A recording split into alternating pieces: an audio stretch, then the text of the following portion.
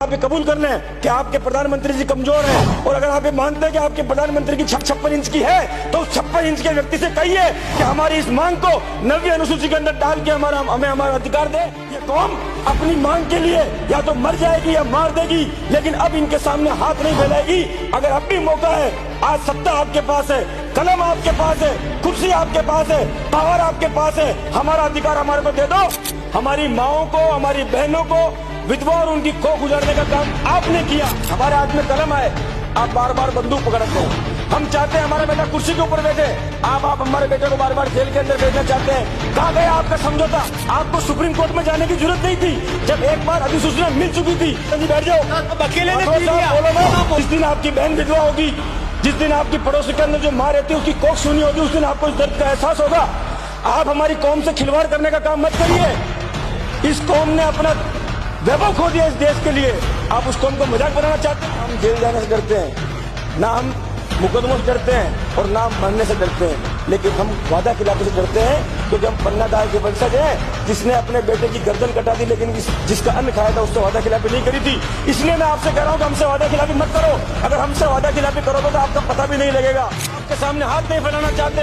हम वो कौम है जिस कौम ने हिंदुस्तान की धरती को आजाद कराने के लिए दन्ना कोतवाल के रूप के अंदर लड़ाई शुरू करी थी। हम वो कौम है जिस कौम के बेटे सरदार वल्लभ भाई पटेल ने इस देश को एक करने का काम किया था। हम वो कौम है जिस कौम का शासन अब आसिन से लेकर अफगानिस्तान तक था, और जिस कौम का नाम अफगानिस्तान के राष्ट्रगान के अंदर आता है। उस कौम के आगे, जिस कौम के आगे वीर लगता है, उस कौम को आपने खिलवाड़ का विषय बना दिया। हमने आरक्षण इसलिए मांगा क्योंकि इस देश के अंदर अधिकार की लड़ाई लड़ते लड़ते, इस देश की रक्षा की लड़ाई लड़ते लड़ते, इस देश पर आक्रमण करने वाले लोगों से लड़ाई लड़ते लड़ते हमारी कौम ने अपना वैभव खो दिया, और मजबूरी में हमारे को पहाड़ों के ऊपर जाना पड़ा। और पहाड़ों के ऊपर जाने के बाद जब ये पूरी देश और दुनिया आगे बढ़ गई और हमारी कौम इस दुनिया के साथ कदम बढ़ाने के अंदर पीछे रह गई, तब हमारा बेटा भी कलेक्टर बनना चाहिए, हमारा बेटा भी एसपी बनना चाहिए, हमारे बेटे के हाथ में भी कलम आनी चाहिए, और उस कलम के माध्यम से वो 36 कौम की सेवा करने का काम करे। लेकिन उसके बदले में आपने क्या दिया?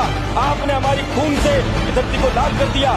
कानून, कोई भी संविधान और कोई भी कोर्ट और ये पूरा तंत्र जनता की सेवा के लिए बना हुआ है। मानव से ऊपर कोई तंत्र नहीं है, और वो मानव आपसे न्याय मांगता है। अगर हमारे को देना है तो ओबीसी के अंदर 5% आरक्षण दीजिए वर्गीकरण कर कर, क्योंकि 5 जातियों की संख्या 8% से ज्यादा होती है। हमारी कौम को आप अगर इस तरह दर दर की ठोकर खिलाना चाहते हो तो हमें आपके आरक्षण की भीख नहीं चाहिए। अगर आपके दिमाग में ये गुमान हो कि हम आपके सामने याचना करेंगे या सिर्फ राजस्थान के अंदर पटरियां उखाड़ेंगे, तो इस बात को याद रखना, हमने 72 आदमियों ने अपनी जान दी है। जरूरत पड़ेगी तो 720 हमारे सिर खत्म नहीं होंगे, लेकिन आपके हथियार खत्म हो जाएंगे।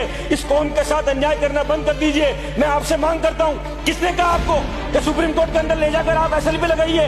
अगर आपका मन साफ था तो जिस अधिसूचना से पिछली सरकार 1% का फायदा हमारे को दे रही थी, वो 1% का फायदा आप लगातार देते रहते तो मेरी कौम को आपके सामने हाथ नहीं फैलाना पड़ता। हमारा नौजवान बच्चा आज नौकरी करना चाहता है, 1252 की आप बात करते हैं, कभी कांग्रेस तारीफ करती है, कभी बीजेपी तारीफ करती है। इस कौम के साथ आप तब तक अन्याय करते रहेंगे, कब तक हमारे खून से राजस्थान की धरती के ऊपर आप होली खेलते रहेंगे।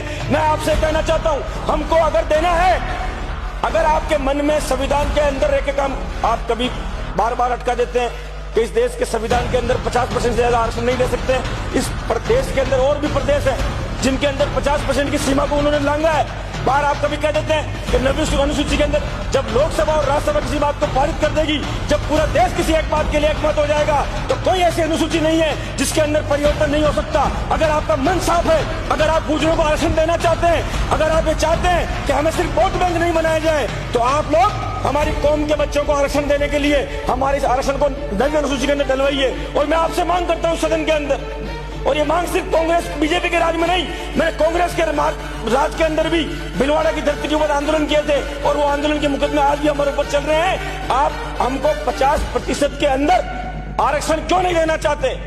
हमारा जब संख्या बल है, गुजर सहित 5 जातियां जो आज आर्थिक रूप से, सामाजिक रूप से, शैक्षणिक रूप से, नौकरी के रूप से, व्यवस्था के रूप से हम हर तरह से पिछड़े हुए हैं, तो हम आपसे मांग कर रहे हैं तो हम हमारे बच्चों को पढ़ने का अधिकार दीजिए।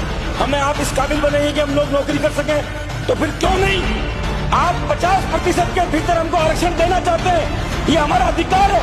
हमने इस देश के लिए अपने प्राणों की बलि दी है, हमने इस देश की आजादी के लिए लड़ाई लड़ते लड़ते अपना वैभव को खो दिया है। आज हमारा बच्चा इस बात की राह देखता है कि हमारे को न्याय मिलेगा। आपने हमारे खून से इस धरती को लाल किया, इसलिए मैं हमसे आपको सभापति महोदय आपके माध्यम से सरकार के कानून के अंदर मैं बात डालना चाहता हूँ कि आपने जो वादा किया था कि एसबीसी के माध्यम से जो 5% आरक्षण मिलेगा और जो भर्तियां आपने निकाली, उन भर्तियां आज भी प्रक्रियाधीन है। उन प्रक्रियाधीन भर्तियों के अंदर हमारे बच्चों को आप 1% आरक्षण क्यों नहीं देना चाहते हैं? आज भी जो आरएस जो राजस्थान की हमारी प्रशासनिक सेवाएं हैं, उन सेवाओं के अंदर जब ये भर्ती निकली थी उस समय उसकी विज्ञप्ति के अंदर 5% आरक्षण का प्रावधान था, और आज हमारी कौम के बच्चे को वो आप एमबीसी का 1% भी नहीं दे रहे हैं।